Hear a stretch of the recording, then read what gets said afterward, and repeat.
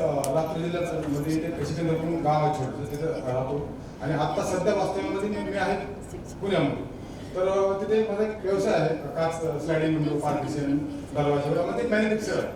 तर वेबसाईट आहे तिथे. मला एक मुलगी एक मुलगा आहे, एक मुलगी MBA कम्प्लीट आहे मुलीचं फायनान्समध्ये, आणि मुलगा BBA कम्प्लीट आहे. आणि हे सर्व करत असताना म्हणजे हा जो कार्यक्रम सर्व ज्यांनी घरून आणला त्यांना मी व्हॉट्सअपवर पण बोलले की बाबा मला आकार लोकांची सलामी द्यायला हवी. कारण 33 वर्षानंतर ज्यावेळेस आपण एकमेकांना भेटतो, एकमेकांसोबत आपली काही सुखदुःख शेअर करतो, त्यावेळेस हा क्षण एक विलक्षण क्षण आहे.